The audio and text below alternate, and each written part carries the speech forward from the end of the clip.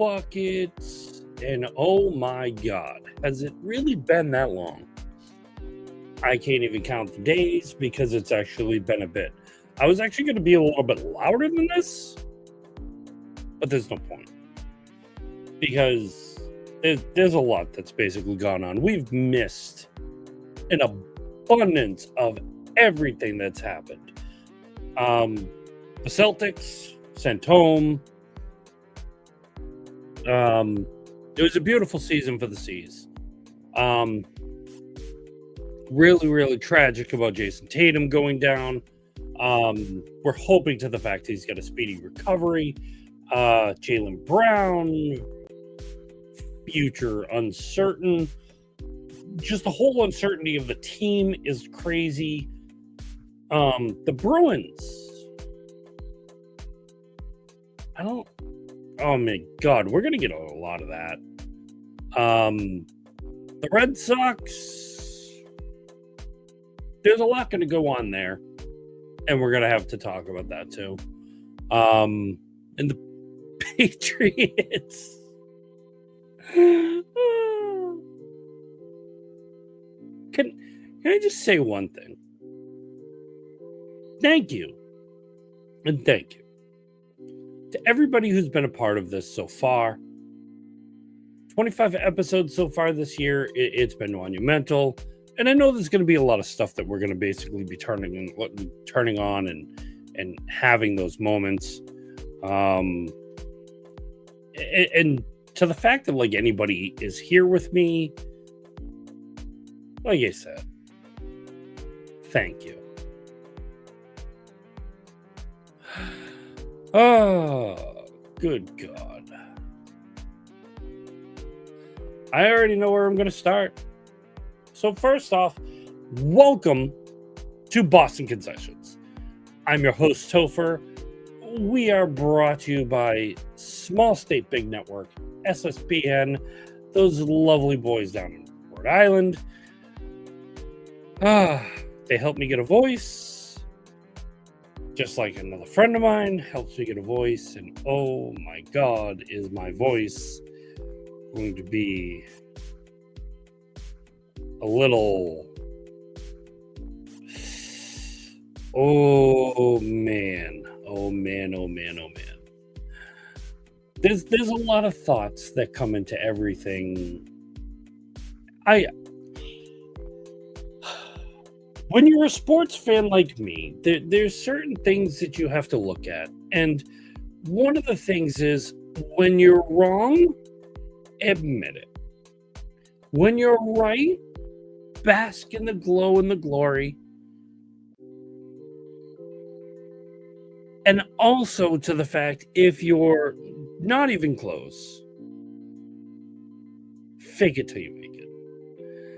There have been really no points to where I've been completely off the rails, where I've been false. But there have been so many times I've been dead close to everything that's been happening that I can kind of laugh. And then there's things I've been like on point about, and then you wonder why. Oh, the irony. But we're all sports fans. We love the sports. We love the talk. We love the chat. Just as much as probably, and this is no endorsement at all, but this is really going to be weird, Sprite tea. Yes. If you're on YouTube, I'm holding up a can of Sprite tea. As weird as it is, that's the kind of curve that has been going on, where someone like me can drink a Sprite tea and think to the fact it's going to be absolute cheeks. Come out to be like one of the better things I've had in a while, and want to say, hi, I'm drinking one.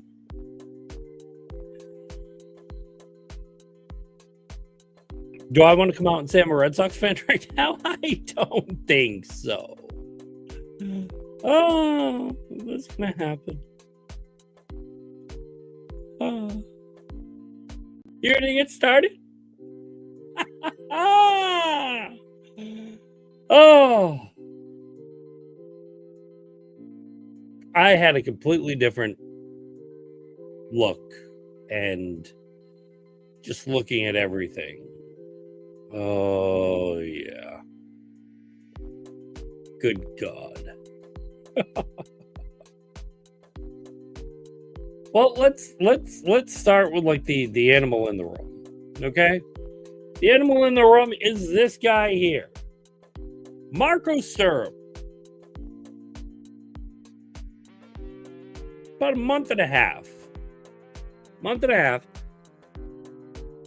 I believe I was even talking about the Bruins with their coaching search, with what was going on, how they were going to adapt to this.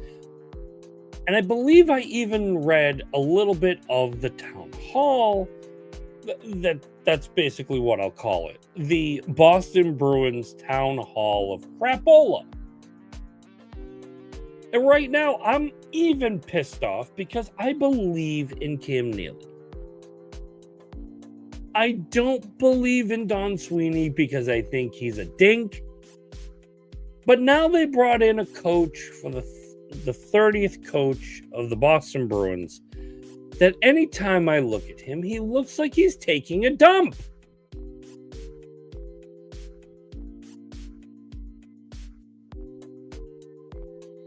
Marco, no polo. I swear, every picture I see of you, it looks like you're taking a shit. The picture right now that he is looking at, like, that's even on YouTube, looks like he's possibly letting out a silent but deadly.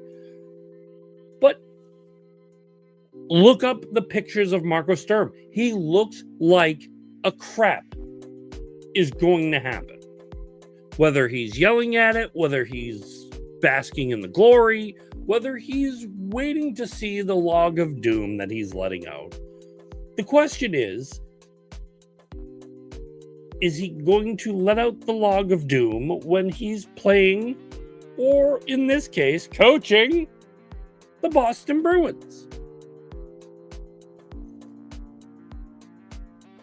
I believe Charlie Jacobs said it perfectly. We're trying to get on track. We're trying to get somewhere that brings us closer to what we once were and get back on track to get back into the playoffs.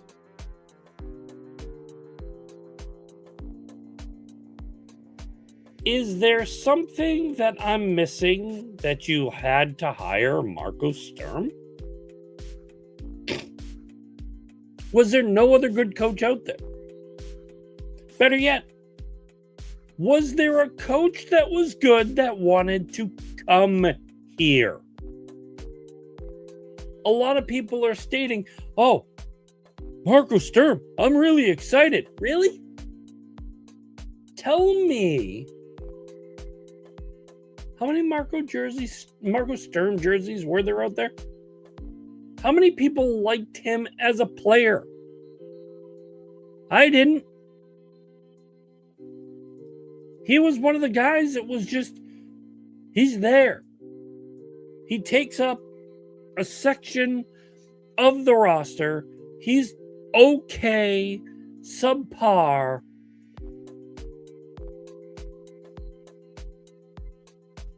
Is there really a motion where like this guy was going to be coach?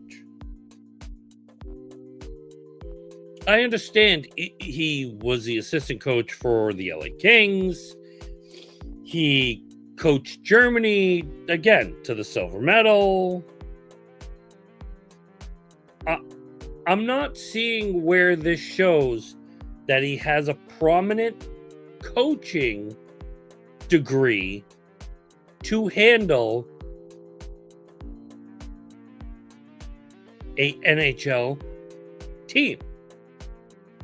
And it's not even a NHL team. It is the Boston fucking Bruins. I know, I'm breaking my rule of swearing, but this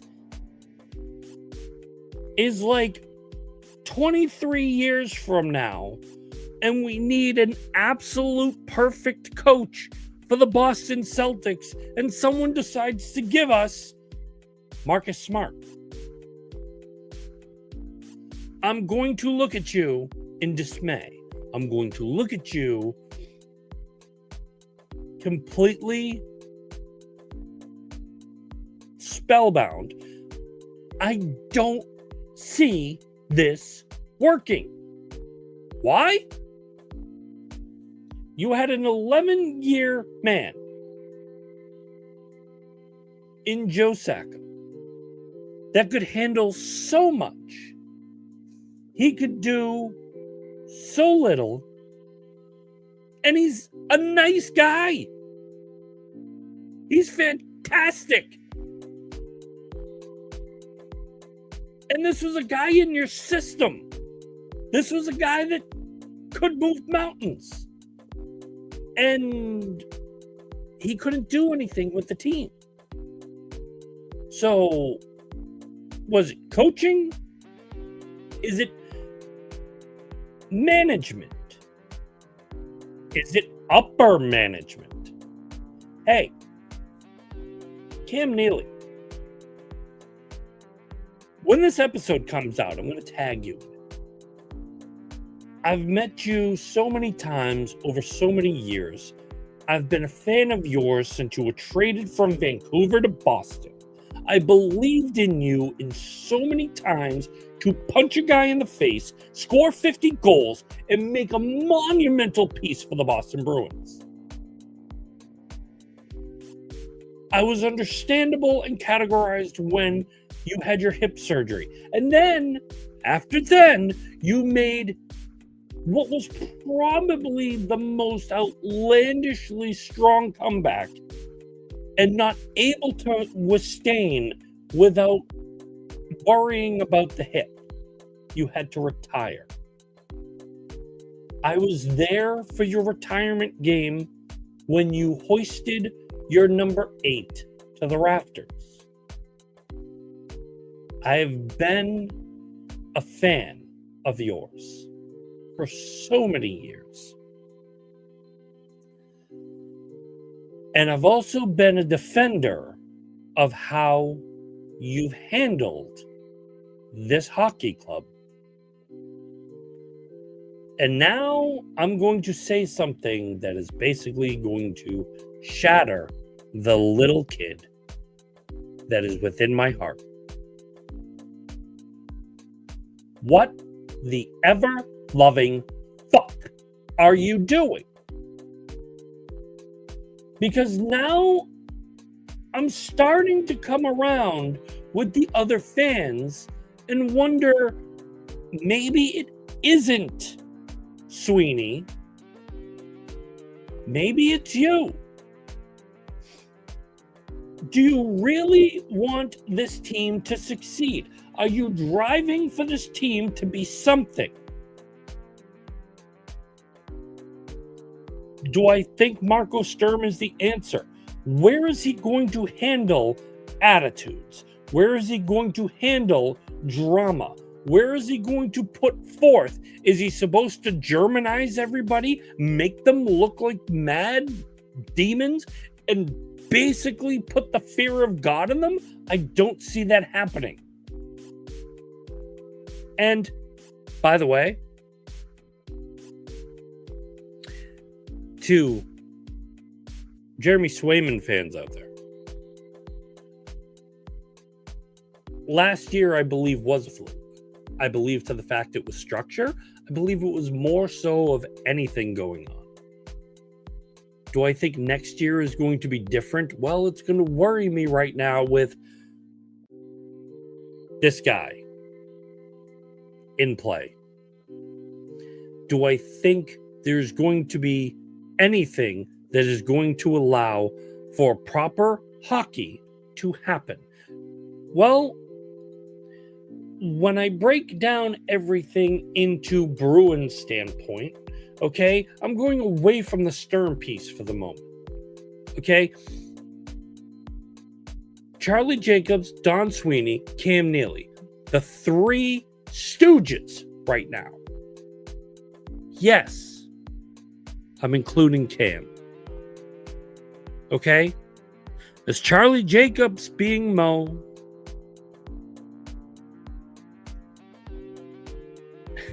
Cam Neely being Larry, and Don Sweeney being Curly. That's probably going to make Marco Sturm Shemp in everything else. Unless he really, really sucks, and then we can just call him into being Curly Joe.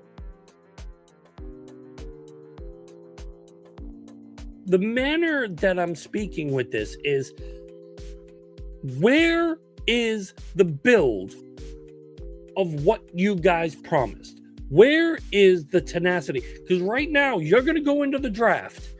You're going to have a top 10 pick.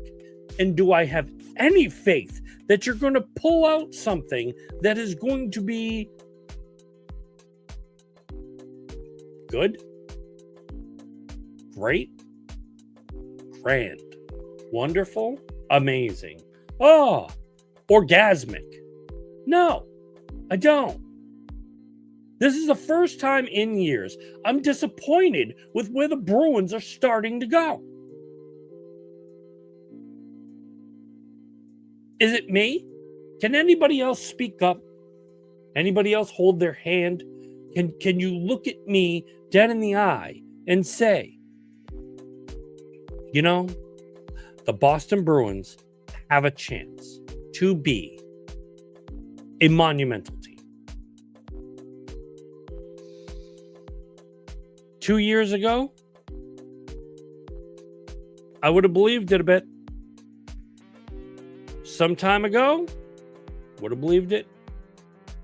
Right now, as it stems from 2 years to now, I am believing less and less that this is a downtrodden rock bottom rebuild that nobody is focusing on. And to the fact that you gave Don Weenie a friggin' extension. Don Sweeney, at times, when he looks to take care of the Bruins, when he looks to get anything said right now, he looks like he is talking to you, hoping to the fact that you are not paying attention, and in any which way, shape, or form, it looks like he is shitting his pants. Why? Because that's what he's doing. He is not on board with anything going on. He is not on something that you want to see. He's not on a focus point. He's lost. And the more they run with this, they're not going to dig themselves out of the hole. Do I think they're going to be a 500 team next year? No. Free agency draft will probably be one and done. Tell me somebody who wants to come here right now. Tell me you have a coach that is willing to illuminate on anything you have that's going to entice a hockey guy to come here. I keep on hearing, Mitch Marner is going to sign with us. Really? Mitch Marner. Do you think Toronto's going to let him go? No. Well, yeah, it's probably going to come down to money, but do you think we can pay him?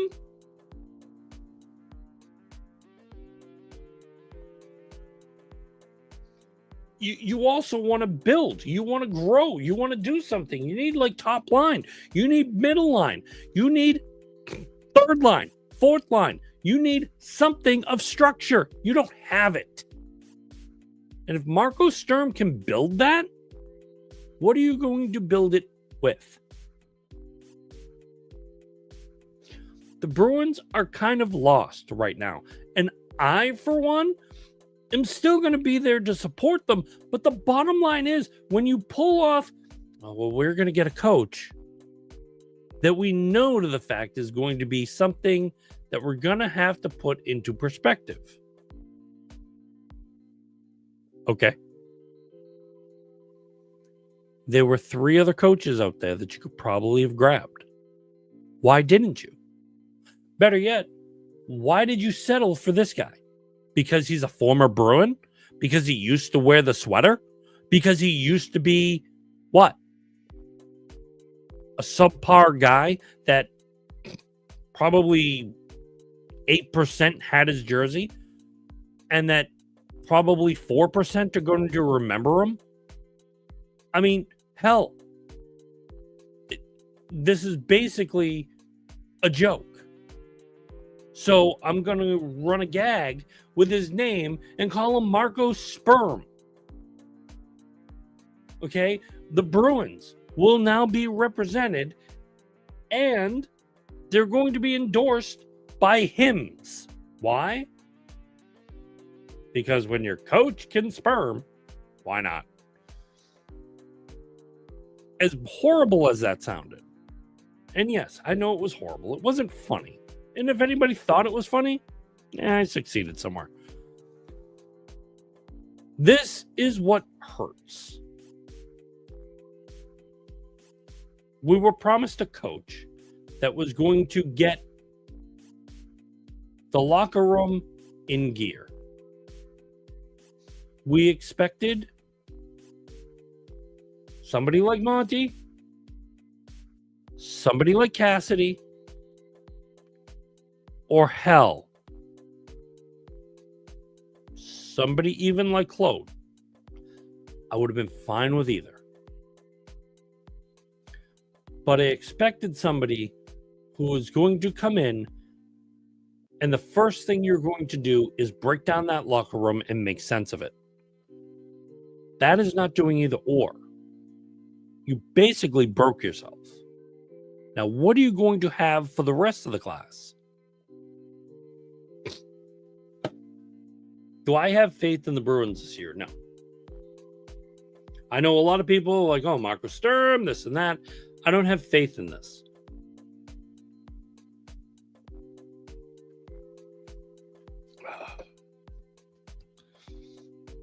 I want to. But somebody's got to show me where the faith lies. Okay? You're taking Don Sweeney, you're basically extending him a contract. You're going to have him pick 7th in the draft. You're going to also have him go out and get free agents. These guys are going to have to be something that's going to work with Marco Sturm. They're going to have to work with a program he has. And it's basically going to break down and do a lot of things that are going to rebuild the method and the ways that the Bruins are lasting. Now, the other thing you have to look at is Marco Sturm coming in, the way he's going to act is going to have some sort of reaction to the current status and the current team of the Boston Bruins. Now, you let go, you traded Marchie because you didn't feel to the fact that he had anything more in the tank, but yet he's gone to Florida and he's played for the Panthers and he's made them look really good. So if you got rid of Marchand because you didn't think he had any more in the tank, and yet you sent him to somebody that now is in the Stanley Cup Finals and playing Edmonton currently for the Stanley Cup,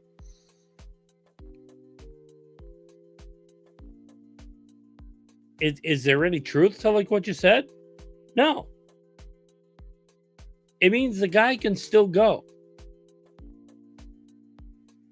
And you kind of crapped out on what your expectation is. You kind of you kind of crapped the bed with everything that was expected.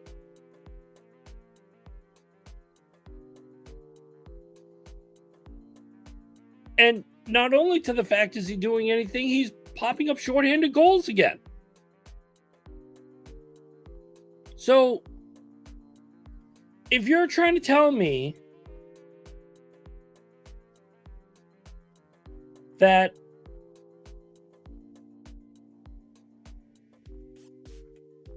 Brad Marchand is not someone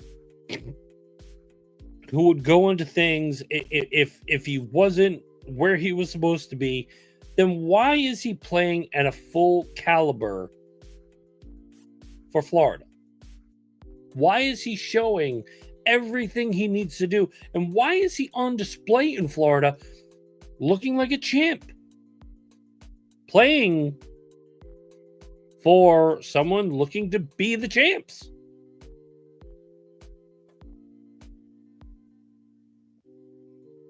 I can't make heads or tails of that.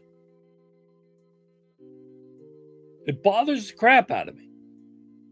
Because these are also the guys that, again, brought in Marco Sturm, are expecting to make this big splash, expected to do so much, and I'm still waiting for it. Still waiting. I know it's almost 30 minutes in. First off, you're looking at the beard, it's shorter. You're looking at me not wearing glasses. I look like a completely different host. Oh my God. And yet, everything I'm saying, can anybody tell me to the fact that I'm wrong?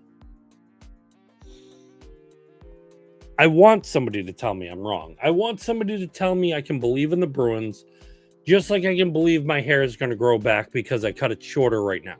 Okay? I want somebody to believe to the fact that I'm going to be able to see again when I put my glasses on, when I take my contacts out. I believe in that spoke bee. I've believed in that spoke bee for many years. And right now, I know to the fact when people sit there and say, oh, the Jacobs family, blah, blah, blah, blah, blah.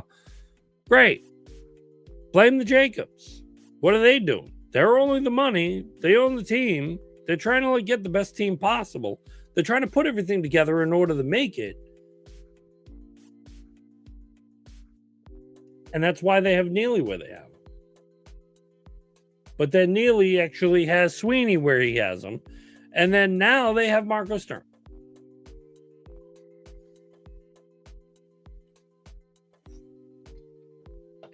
I want to believe in you guys. I want to see where you go.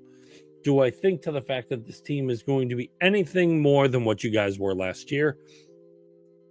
Show me in free agency. Show me in the draft. And then let's see what Marco Sturm can do, because I'm not holding my breath to the fact that this is going to blow right up in your face.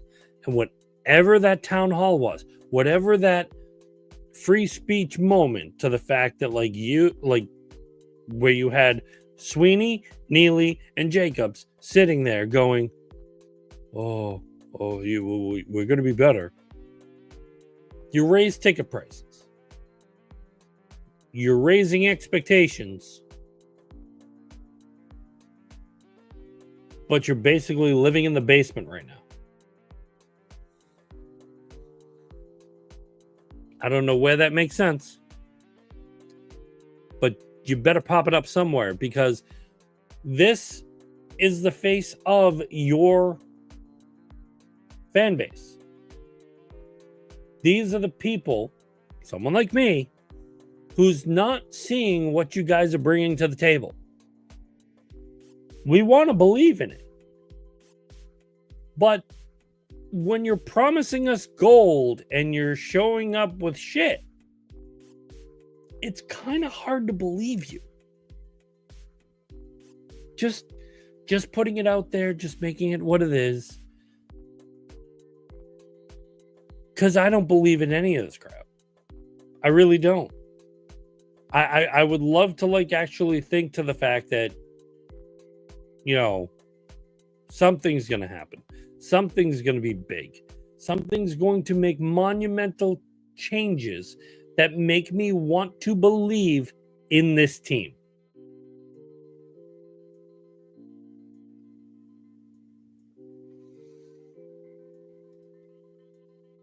I don't see it.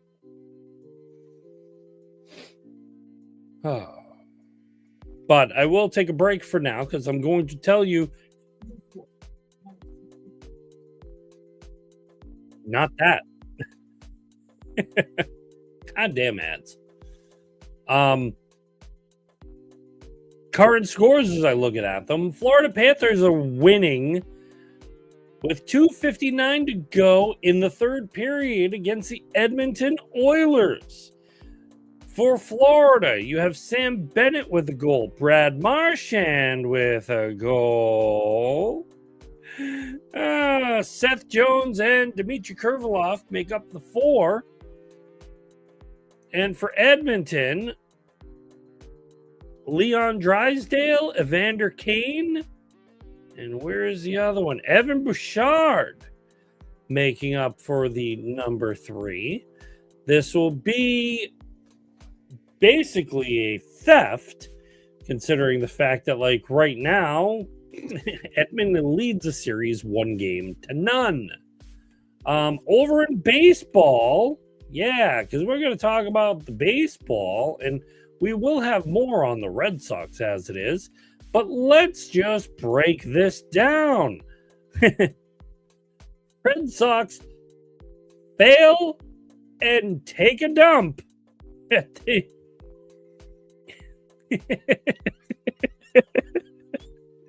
Oh, this will be like more to laugh at later on.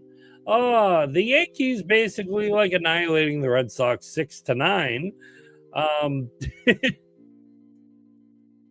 Walker Buehler taking the loss, looking like absolute dog crap. Will Warren taking over the win for the Pinstripies of Doom.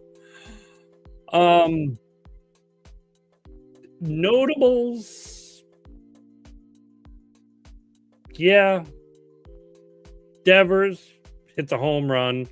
Marcelo Meyer, Poppy is first. That's a great one. And of course, Goldschmidt, Jad Chisholm, and Anthony Volpe whacking ding-dongs for the Yankees. Kind of hard to like even look at this as it is, but Walker Buehler, 2 innings pitched with 7 hits, 7 runs, 5 earned with only 2 Ks, letting up 2 kaboomers, while Cooper Criswell actually lets up the other one later on in the game. We'll be talking about the Red Sox probably in a little bit. But I will bring you up to speed with more as everything goes, as we also wait for the 1:37 to finish up with the Florida Edmonton game. But as we're enjoying that, let us go back to like a little bit, and we're going to break down the Red Sox. Or as I'm saying right now, the Red Sox. Yes, the Red Sox. The team of Boston right now that is basically looking like a pile of steaming crap. Anything horrible. Can't even break it down anymore. Rafael Devers is basically taking over a little bit. Do I care? Absolutely not. Why? Well, because Devers is basically all money, all dog, no bite, no care. Just as a headline here says 18 minutes ago, Volpe homers and then forced from game when hit by pitch as Yankees beat the Red Sox 9-6. Volpe homered in a 5-run first inning, then came out as he was hit by a pitch on the left elbow as the Yankees beat the Red Sox 9-6. Boston right now, when I was last on stream, when I was last live, they were like hovering at 500. They were second. They were making headway. They were doing things. And then for whatever goddamn reason, they basically choked and they're dropping a log. Because now they're fourth. The Yankees still hold the first place in the AL East with Tampa Bay 5.5 games back. Toronto half a game behind them. And then Boston is 10.5 from the Yankees, with Baltimore swinging way down. But is Baltimore really behind Boston that badly? No, they're about 3 games behind Boston, and they're winning 6 in a row. Could Boston be in the cellar anytime soon? Could go, could show. You know, it's funny how when I'm looking at this team, Bregman is still the top batting average at .299. Rafael Devers is leading home runs with 13. He's got 56 RBIs. His on-base percentage is .407. And Jarren Duran is leading the team in hits. When I look at home runs, Weiler Abreu is showing 13. Alex Bregman is showing 11. So is Devers really popping like on the team and like doing anything that's amazing? Trevor Story has 7. Okay. Ceddanne Rafaela has 6. Tristan Campbell has 5. Carlos Tavares has 5. Casas, who's on the shelf, has 3. Marcelo Meyer did his first dinghy.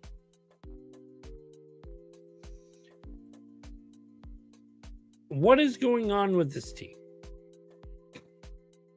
Because at times it feels to the fact that like it's not so much as runs, but what you're not doing pitching. But in the process,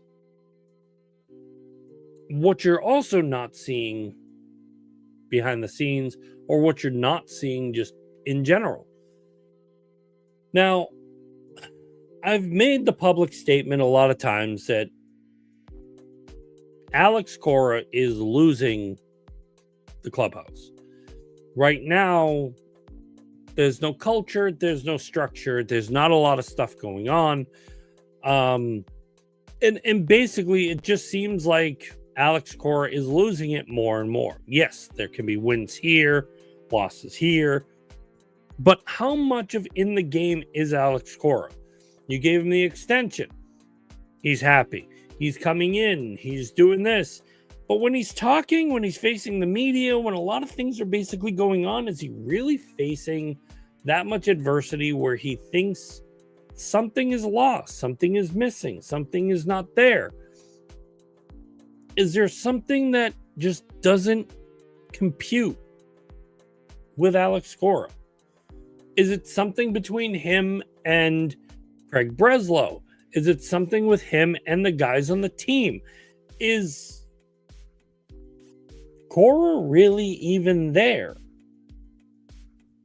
Or has this been a man who's just leading a team, but mentally he's checked out? His comments seem to make that assumption. But things like who's playing first base, who's playing third base, things to the fact that, like, you know, you should have a manager make that decision, especially when you have your guy. They say that with quotations. When you have your guy in Rafael Devers, who you paid a lot of money for, you made a big contract with, and this should be your guy. 28 years old, He's not a baby anymore. Just because he looks it doesn't mean he has to like act like it. Okay? He kind of looks like a baseball version of Baby Huey. Okay?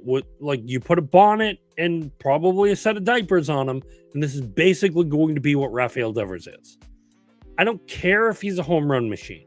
I don't care if to the fact that like he's an RBI menace. I think to the fact that he's a cancer on this team, and I think to the fact it's having more effect on everybody around him, including Mr. Cora. Now, is that making some impact as it goes? Well, yeah. I mean, take away from the bullpen at the moment. You need one run. You're losing by one run. 17 losses on one-run games where you could pinch hit. You can control the game. You can control the tempo. You can control everything that you're doing.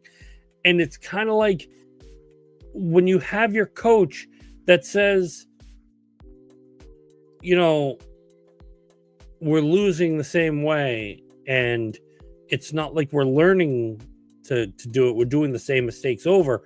That should be a coach that says, all right, stop. And you don't want to do the vanilla ice way, collaborate and listen. You want to make something come up. You want to stop what you're doing. And again, this isn't Digital Underground where you're about to ruin.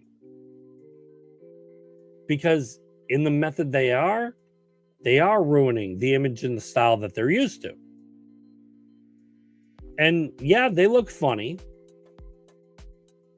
But in Rafael Devers' case, he's making money. So I guess it is kind of like Digital Underground when you break it down, because the Sox are kind of doing the Humpty dance because it is their chance to do the hump. Just to blow leads. Bringing back in the bullpen, now that I'm done rapping, the bullpen's kind of been trash. Starters, anything after Garrett Crochet has been abysmal. Look at Walker Buehler. $20+ million a year.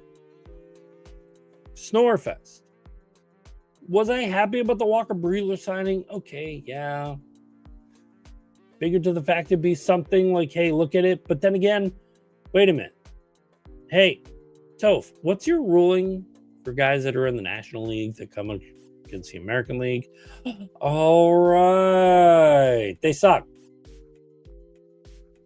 See Dontrell Willis. See first year for Josh Beckett. See there's probably going to be like a couple guys I can like literally think of. There's always guys that come from the National League and they're pitchers and they sign these big contracts and they're like, yeah, I'm going to be a champ. And they come in and they're swell. But the American League going to the National League, they dominate. They make everything look like crazy. Like, and it's a beautiful thing. But however, when you're the Red Sox and you sign these National League pitchers, you bring them over, they kind of don't have a worrisome way to go.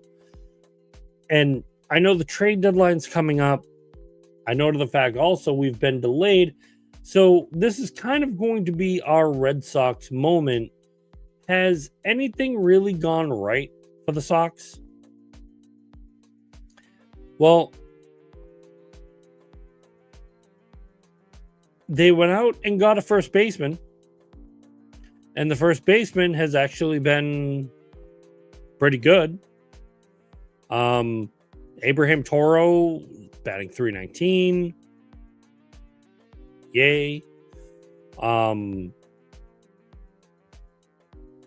But you still don't have a regular first baseman.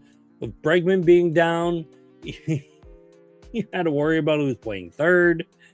And your star, your guy, your big dog, the guy that you wasted $300 million doesn't want to move his fat fucking ass off the bench. Again, I'm swearing. Why?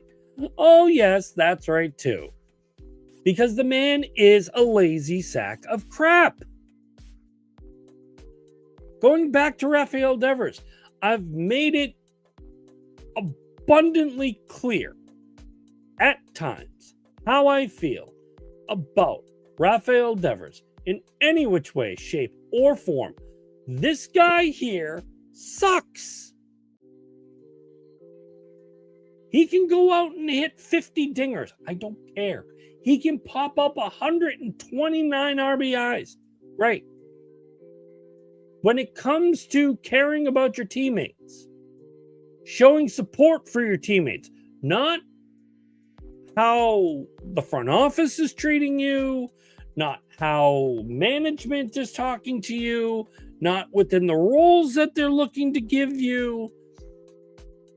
These are guys you're in the trenches and inside your clubhouse, and these are guys that rely on everybody to work together as a team. You're failing them. He can look at me all he wants. Yes, if you're watching on YouTube, yes, I have a picture of Rafael Devers. I'm looking directly at the camera while the picture basically looks at me like, dude, are you for real? Yeah, I'm for real. You had a chance to actually make amends when one of your brethren, Tristan Casas, went down on injury. Now, as the dog in the park, you should have said, let me take up first. You didn't. You cried, you whined. No, you guys said I was DHing.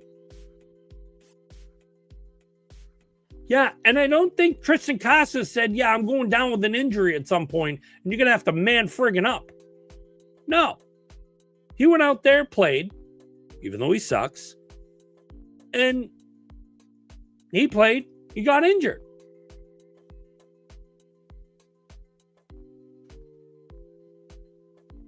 Then Bregman goes down. You think he's going to step up to third? Nope. Find someone else. Marcelo Meyer will take up that role.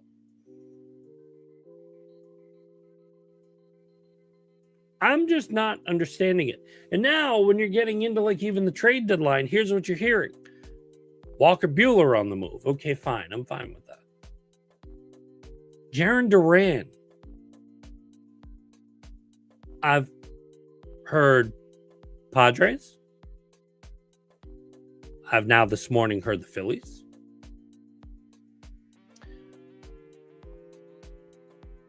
I want to know why this guy is not even being talked about. Is it because the Red Sox won't move him? Is it also to the fact that the Red Sox don't want to move him? If maybe this is me, maybe this is to where, teams will look at me and be like, dude, you don't know what you're talking about. Maybe this is me being a couch GM. I don't know. But if I'm the GM of the Red Sox, I am sitting where Craig Breslow is. And I know to the fact that this guy can hit. I know to the fact that this guy can put balls out of the park. I know that he can play, but he's not good at fielding. Am I going to try to move him? Because I need players that are going to support one another. I need players that if one goes down, the other guys are going to step up. Let's hear the reason why.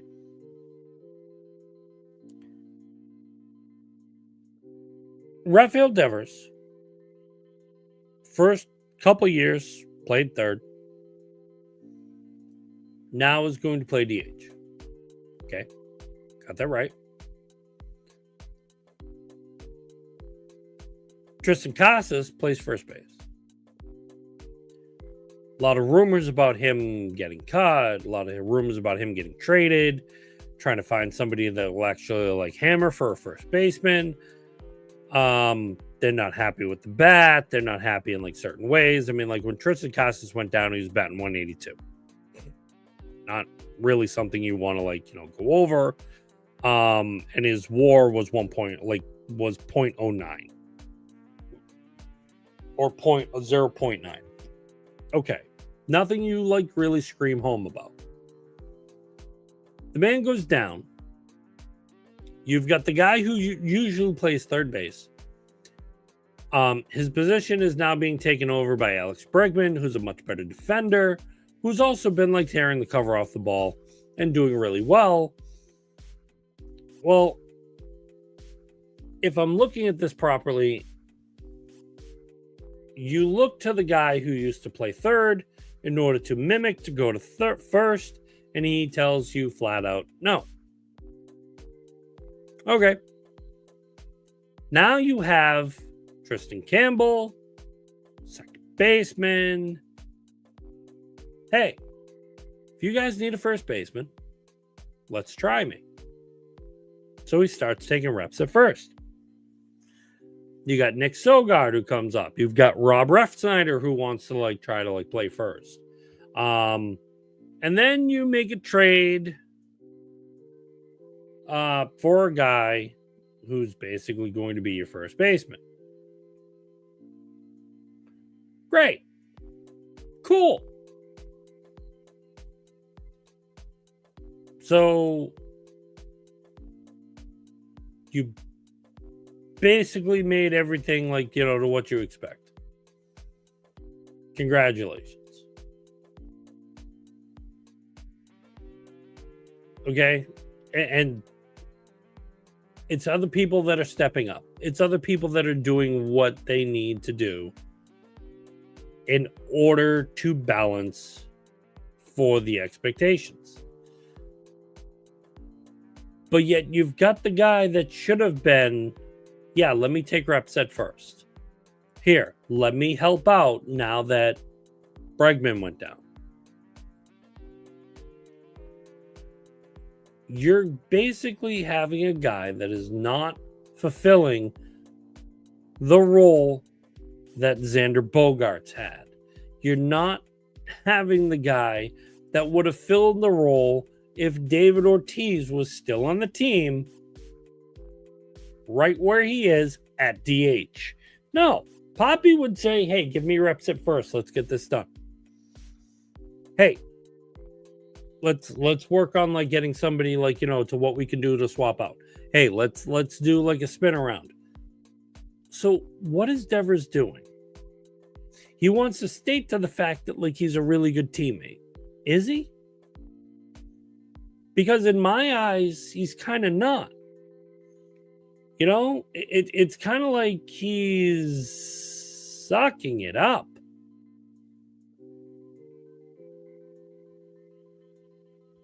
And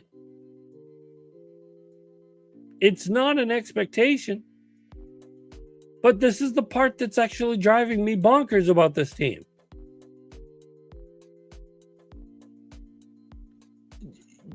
You have a good team.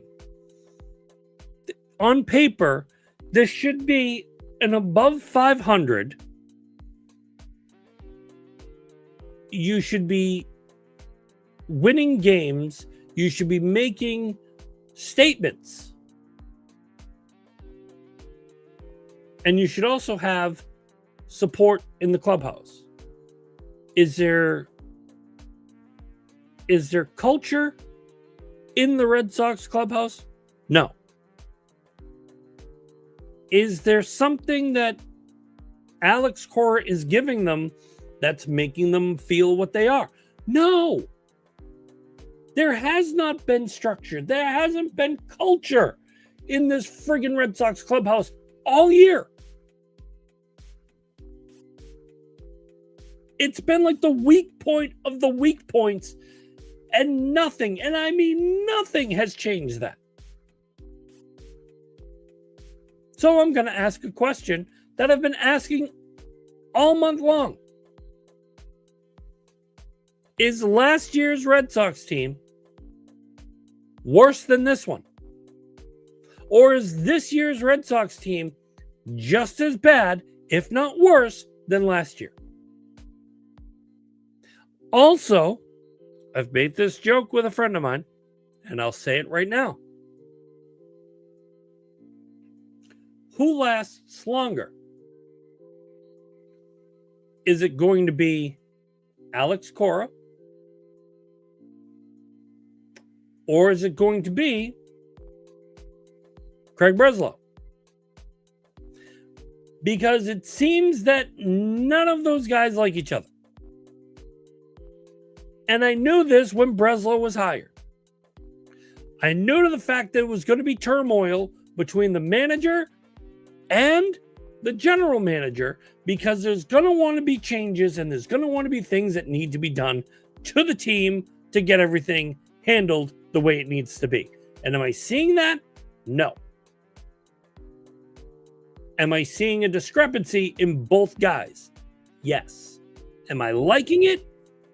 No. The players are taking the hits for this.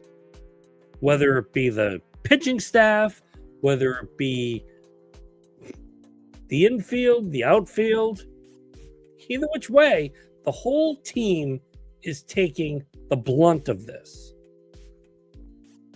And like I said, maybe it's to the fact that Cora is checked out.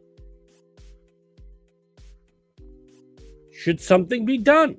Yes. I've said it before. I'm going to say it even more now. Okay? Yeah, you're not the Colorado Rockies. You're not blowing games. You're not doing certain things. But this man needs to go.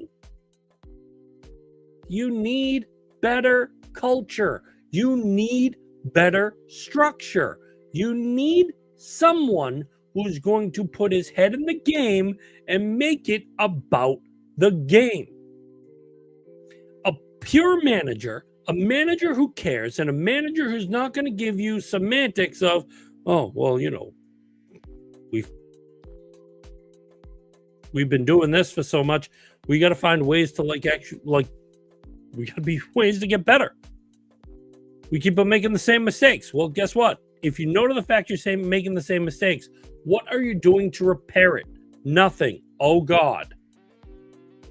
Do something to make it better. Because, like I was saying, a pure coach, an actual coach, a coach that cares, and a coach that's going to believe in the team is going to take this man and tell him, get your ass on first base. When Bregman went down, get your ass on third. If you have a problem with it, sit on the damn bench. Don't even bother being a DH, and I'll show you what $300 million can do. It can be wasted.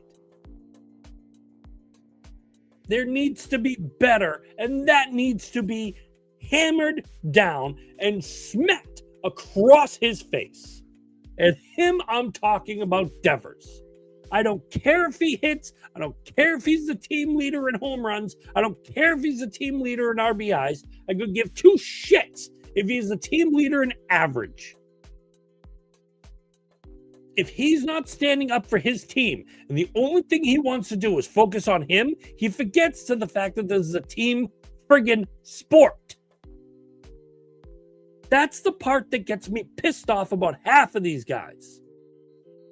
There's no I in team, and I don't give two shits about me in team. When you care about one person and one person only, your stats, your numbers, your everything, and you think to the fact that you're going to go out and win a championship, no. You're going to be the bottom of the barrel, or you're going to be around a 500 team because the only thing you care about is you, and you don't care about the people around you. That's where teams fail. That's where players fail. That's where everything fails.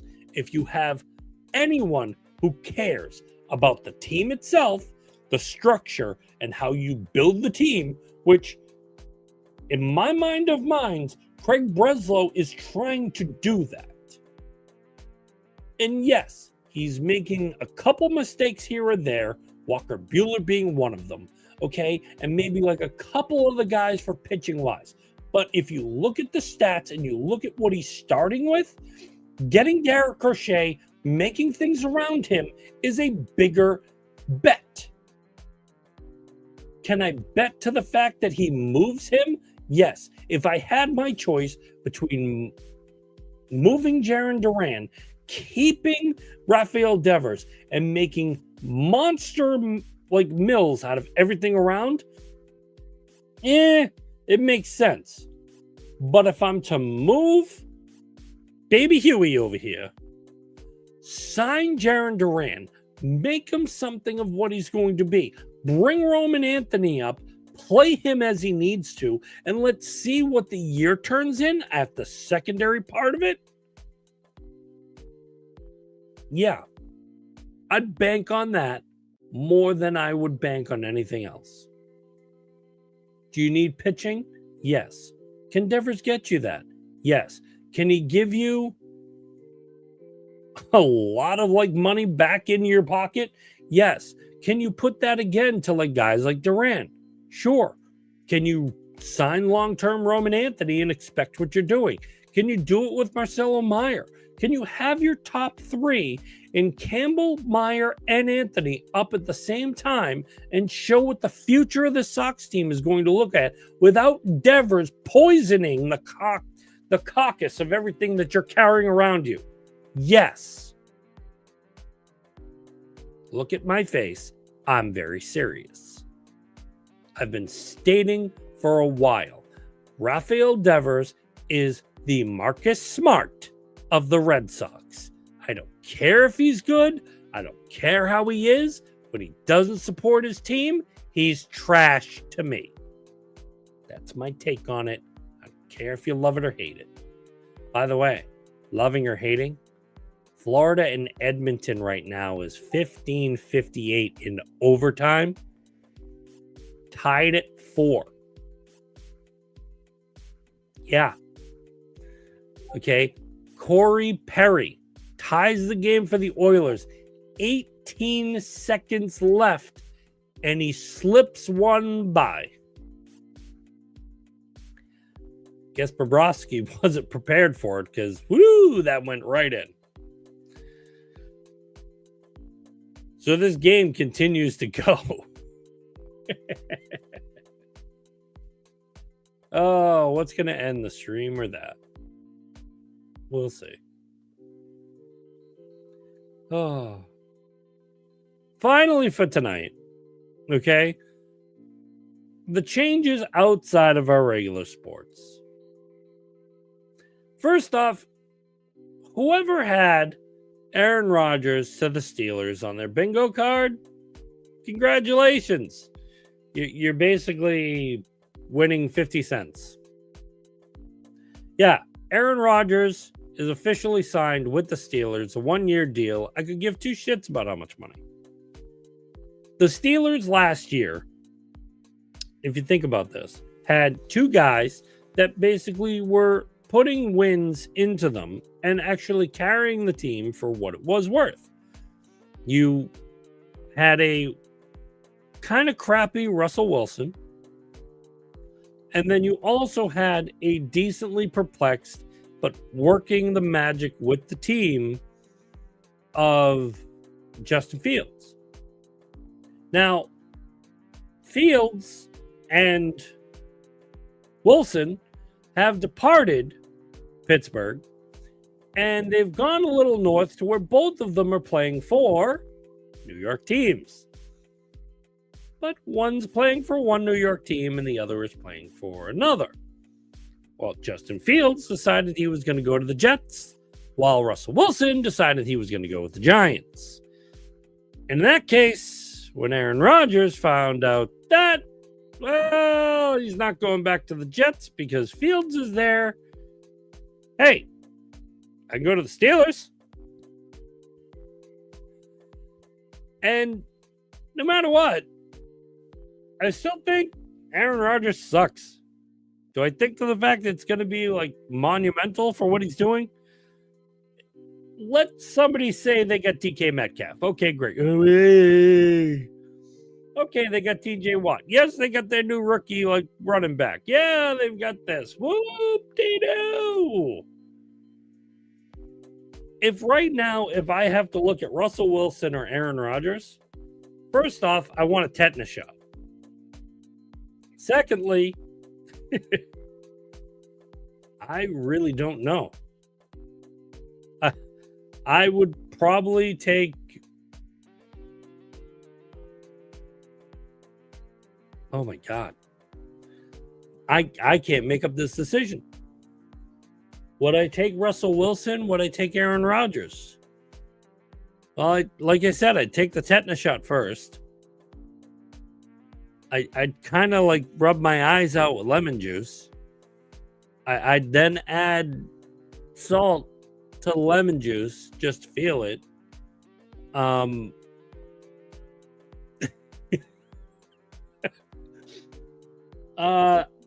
I guess I would take Daniel Jones, which just goes to show like I don't believe in Russell Wilson. I never have. Okay, I've never believed in Aaron Rodgers. Both of them have like 1 or 2 championships of themselves. Do I think that the fact that like any of them are like movers and shakers? Like yes, they are good quarterbacks within their prime and their time and everything that they've done. What have they done lately? I don't know. I swear it's like what we talk about. Like we talk about crap on the show. So is it crap? Yeah. Do I have faith in it? No.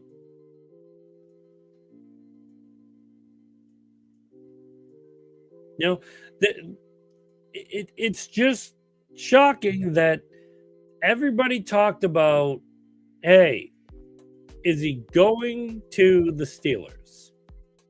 Oh, no, he's not going to the Steelers. Oh, there was talk. There was this. He might do. He might not. We don't know. Dude, he's going to the Steelers. Shut up. Stop making the... No, he's not going to the Steelers. Oh, look at that. He went to the Steelers. Had no idea. You know, a month ago. You know when I was last alive that he was going to the Steelers. I think we even talked about it. Because we talked about who was going to have the better year. Justin Fields or Russell Wilson. Because they were going to play on the opposite end of New York. Who was going to have the better year? Because both guys were in Pittsburgh and now they're in different New York teams. But where did that leave Pittsburgh? With a wide open quarterback situation. And who's just finally freed of New York Lee? Was Aaron Rodgers. Yay! So we knew what was happening. We knew how it was. We knew where he was going. This wasn't ordained. This was expected.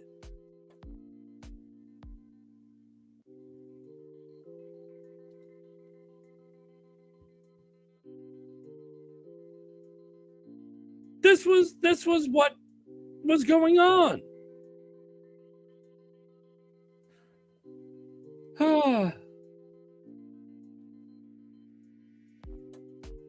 And by the way, to change the subject here, okay? Because I don't care about Aaron Rodgers. You know what I get like an absolute laugh about though? Like every time like I'm looking at it now. So the Celtics went down. Okay.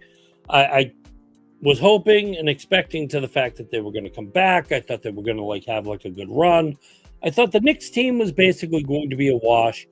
There were more things going on with the Celtics, and it was really disappointing.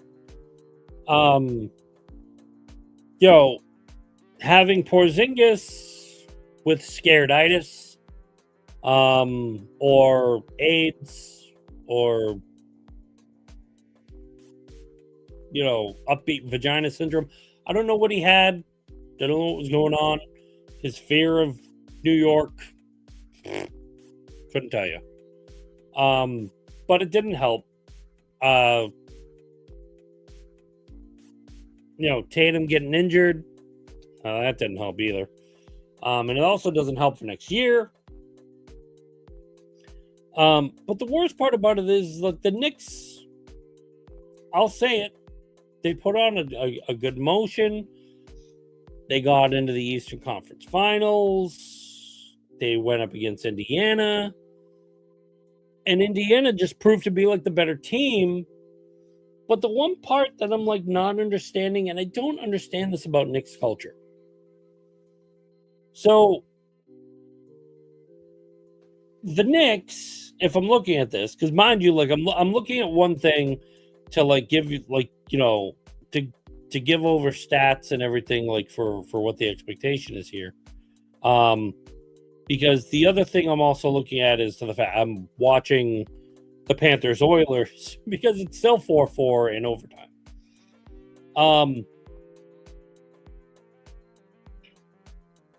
The Knicks decided to part ways with move on from Tom Thibodeau. Now, he's the fourth winningest coach in franchise history. He's the most successful one in the century. Back-to-back 50-win seasons for the first time since the mid-90s. He basically ran them to victory over the Celtics. It's the first time in a very long time that the fact that the Knicks actually got out of the first round. There was just so much, and he's got a .579 winning percentage in the regular season. It's the highest in league history for the Knicks. And what do? They say bye, Tom. But what are they looking at now? They're looking at Jason Kidd.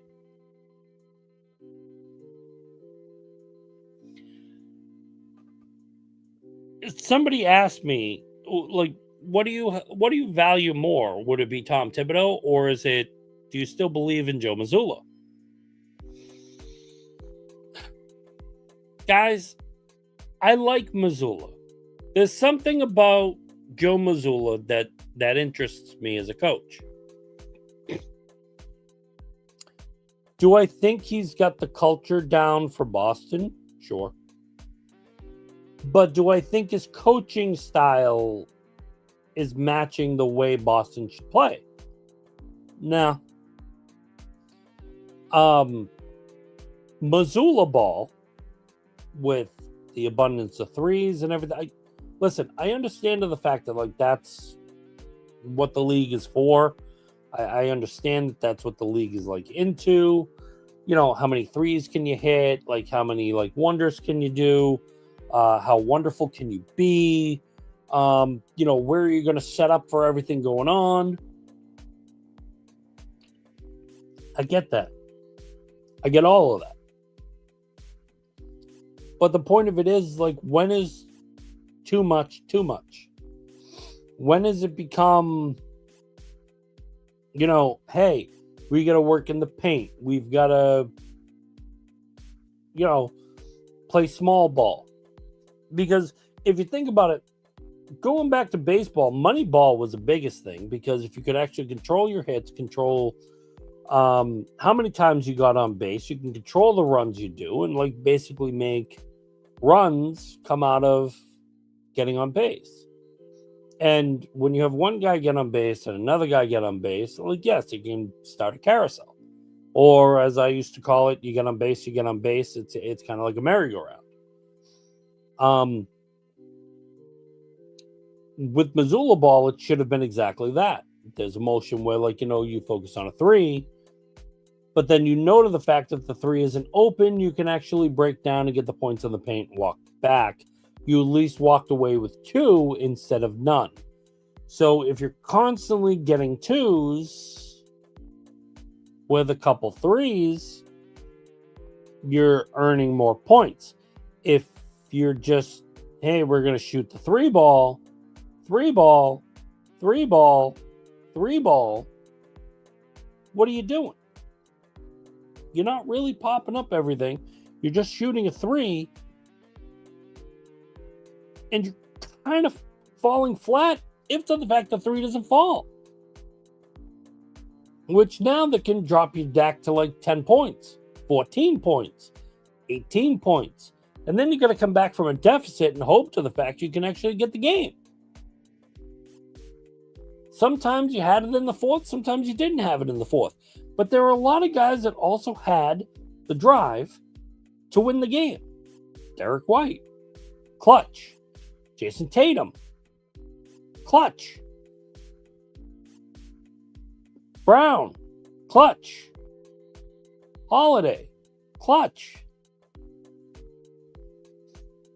But they're more than just players that can shoot the three. They can dunk. They can lay up. They're not Angel Reese. They can hit a layup. You know? You could shoot a two from, say, 12 feet out, be okay, and get a rebound. Put the ball back up. You don't have to kick it back out to the three and be like, yay! Hey, I'm up by 12. I'm going to drop a three. Miss. Hey, I'm down by 9. Drop a 3. Miss. Hey, I'm down by 7. Just drop a 3. You see what I'm saying? You can believe in the culture, you can believe in the fame and the everything that goes along with it, but do I think to the fact that like he has what it is? No. Would I like to see this team under someone like Tom Thibodeau, though? Wouldn't mind it. Wouldn't mind it. Tom Thibodeau's that guy that like can actually get certain things done, make things happen, like it looks really good. I mean, look what he did with the Knicks team. He kept on growing that Knicks team. You know? Like that's a huge monumental friggin' piece.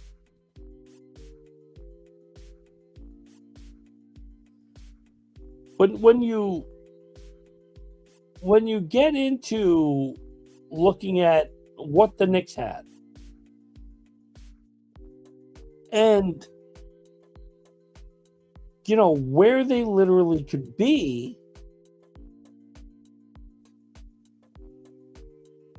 you can't fault him for quote unquote getting out coached. It's impossible.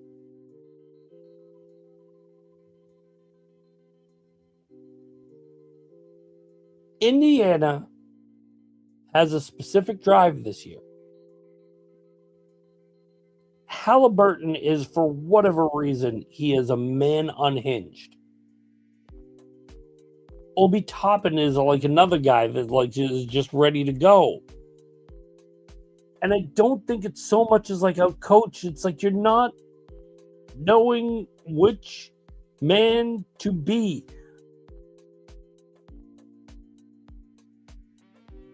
I just think to the fact that like that man probably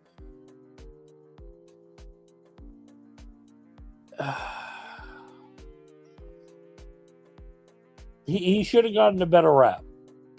I'll give it that. And like I'm not trying to talk about like New York and like pumping rainbows to him, but you know,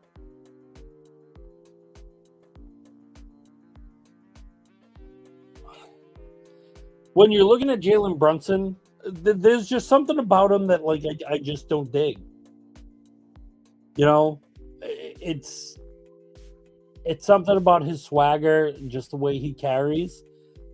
I don't dig. And like if you look at New York as a whole, you know, there was a lot of things that like Thibodeau controlled. Could you imagine him like actually controlling someone like, you know, Jaylen Brown in that manner, talking like Derek White, and treating him like Jalen Brunson. There's more to this team, Celtics, than it's let on, because I have a feeling that you can do Mazzulla ball, which is hitting the three, but you can also control the paint. You can also control, hey, we're moving a little bit within the outer perimeter. Can we get guys that can get inside and drop an easy 2, layup, dunk, get the bigs like loose to where you hit one top of the key, you hit one from the free throw line, you hit one baseline J. There's things like that, where you can make monumental hits. But yet Mazzulla still doesn't do it. He learned the art of the timeout this year properly. How to call a timeout, how to focus, how to make things do what it is. But you're still not putting the right proper points on the board. At times when you're looking at it, yeah, you can be up 130 points. How did you get there? Could you have added about 12 points with every 2 you could have got from all the threes you missed earlier in the game? That you did the third and fourth quarter where it was like rain 3, rain 3, rain 3, rain 3. Yes, you got them in. Congratulations. But would you be there if you were hitting the other 2s? Probably not. Could you imagine if you were hitting your 2s and you were down by 2 or you were up by 4 and then you came into the fourth quarter and you just said, here's my 3 ball, bang. Now you go up by 30 points because you just kept on hitting your shots. But it's a close game. You're pushing everything to the limit.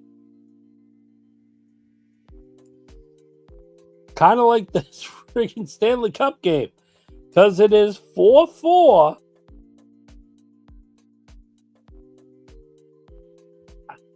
I'm baffled. I'm really, really baffled. Oh. It's been a wild ride for sports right now. I don't know what to say. I don't know what to think. I'm looking at everything as it goes. I didn't think for the year that the Knicks had that Tom Thibodeau was out as a coach. I didn't. I didn't think also to the fact that the Knicks would be even considering Jason Kidd with him leaving the Mavericks with 2 years left on his deal. Making that happen. And the one thing that's the one thing that every time I look at a headline, I'm looking at the NBA. Tyrese Halliburton is just, he's making moves and he's making strides between holding his neck to state to the fact that the Knicks are choking, to basically taking OKC where they were up by so much, and then just Halliburton putting the dagger in that makes him win by 1, especially on OKC's home floor. And even with how wild that is, the one thing that has made me laugh is the ratings for the NBA have been lackluster.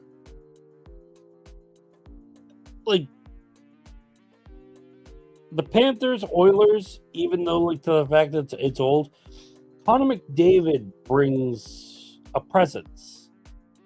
Brad Marchand being on the Panthers brings a presence. There's a lot that brings a presence to what you're looking at in the Stanley Cup game. Halliburton brings an A.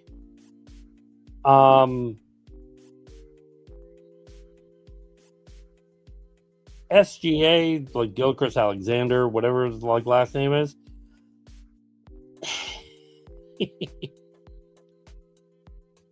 I'm not. He's like a Jalen Brunson. He's got like some really good play. I think like over the next year or two, he's going to develop into a really damn good player. But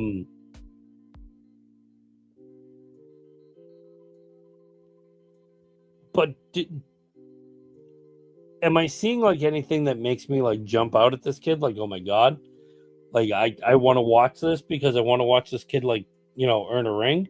No, like this isn't like driving me.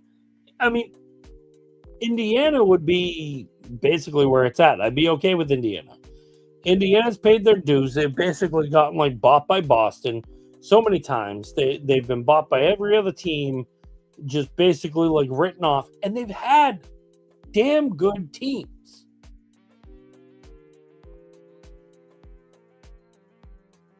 I think to the fact that like the Pacers winning would make me watch game 3, would make me watch game 4, just to get like a little bit of an enticeness as to like, you know, what comes down to it.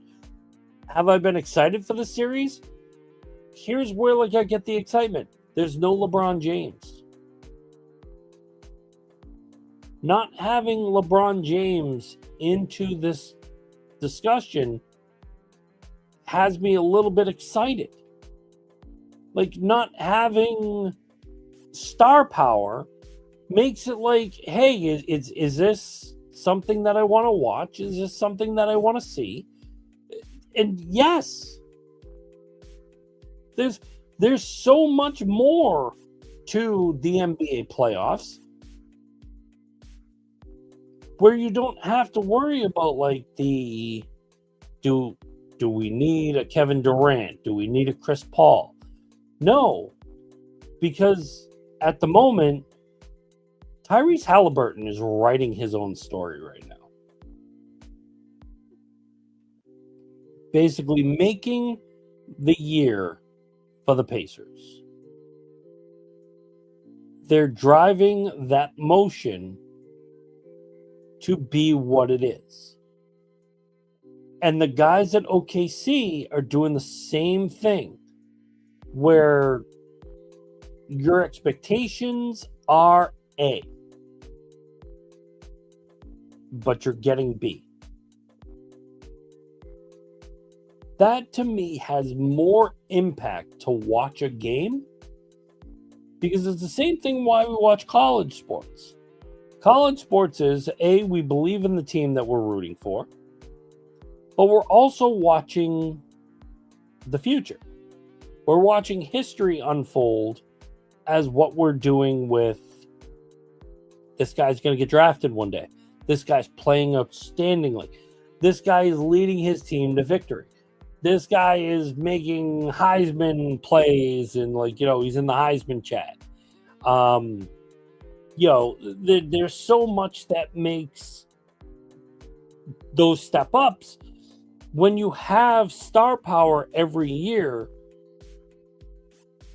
you're not having those star moments. Like Tyrese Halliburton hitting that game-winning shot at the end, like at the end of the game. That should make you go, wow. Who is this kid? What has he been doing? Why is he like not on my radar? Like what's he do that like, you know, makes me want to watch him?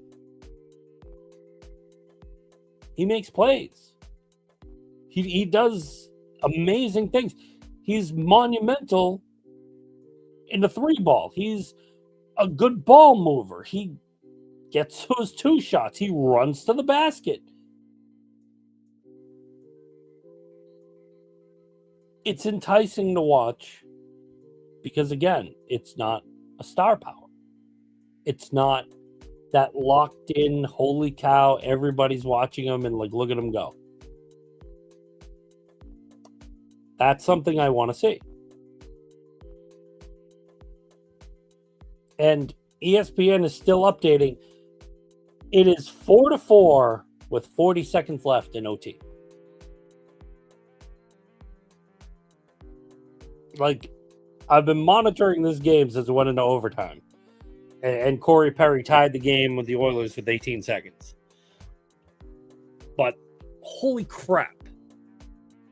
Like, I did not think to the fact that, like, this was going to be... Yeah.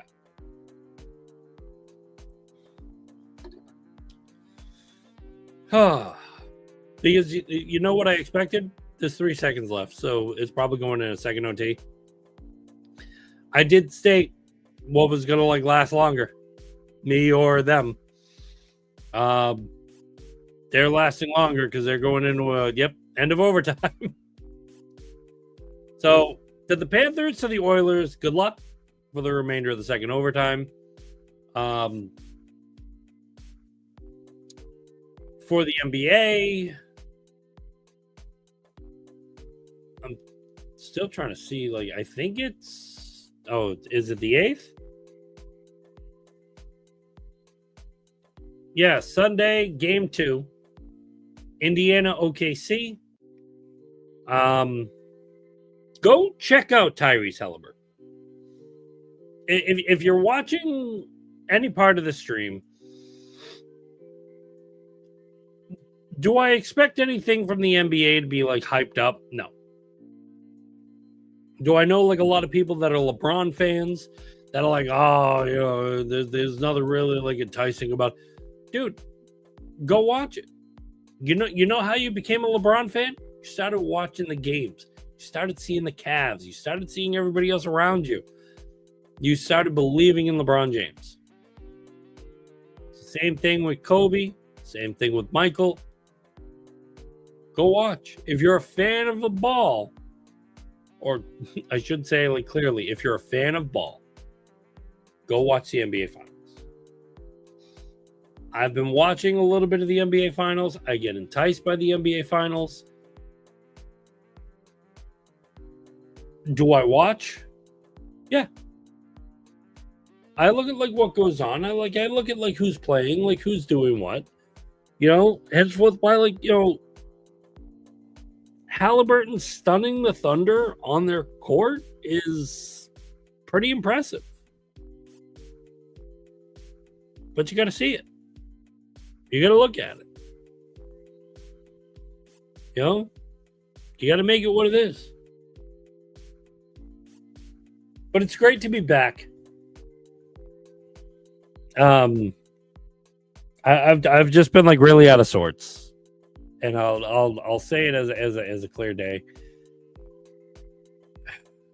You know, there's nothing I love more than like talking sports and seeing half the stuff that goes on and everything that's been, you know, sports related between, you know, the Patriots and how Stephon Diggs got his pink substance, but now he's at OTAs and he's making moves and he's doing things he's doing.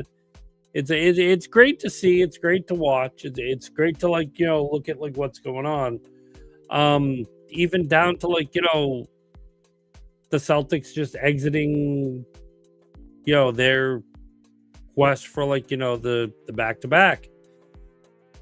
Going back-to-back is never easy. And anybody saying it's got its moments, it's got its things. What is this?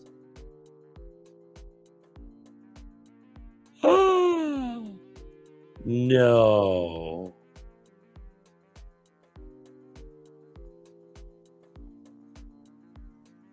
Whoa.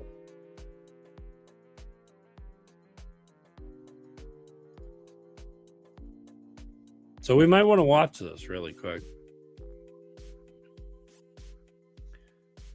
Let me see if I can share the screen. I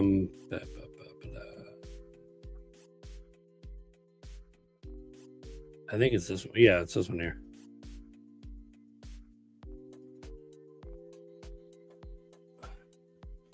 So let's see this. I guess this is one of the moments that they were doing. Pressured by Verhaeghe, who takes it away. Out in front, Marchand. What a chance! It got behind Skinner. And Klingberg pulled it off the goal line. The turnover by Klingberg. The pressure by Verhaeghe. Marchand had jumped on the ice fresh. I need to see the close up of this. Oh my God! Oh my goodness, what a save!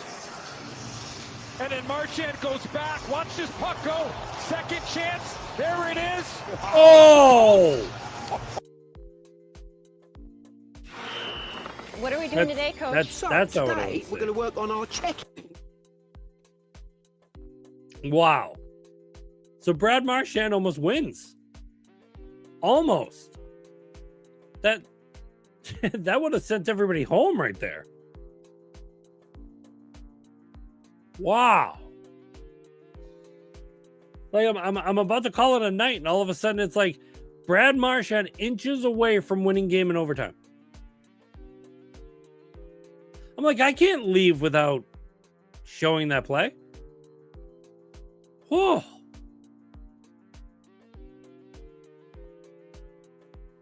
That's insanity right there. Like that's Brad taking it. And to close out, this is something that, like, I talking about the Bruins. When you talk about Brad Marchand and you're trying to make it to where, like, you know, hey, the guy doesn't have any more in him. Look at plays like that. That's playoff hockey. That's Brad Marchand is Brad Marchand. You don't get any better than that.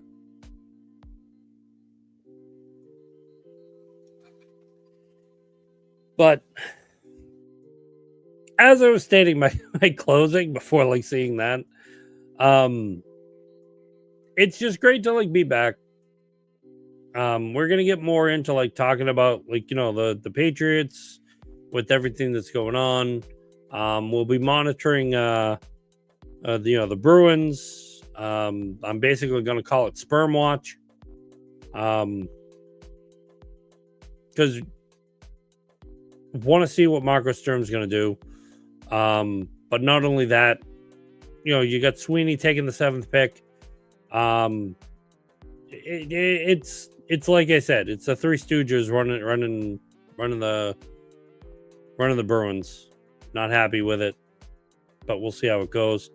Celtics, looking forward to seeing everything they're doing once the season basically gets re-underway with, like, you know, the off season. And at some point over the next week or two, I am going to put together the end of the month review for the Bruins.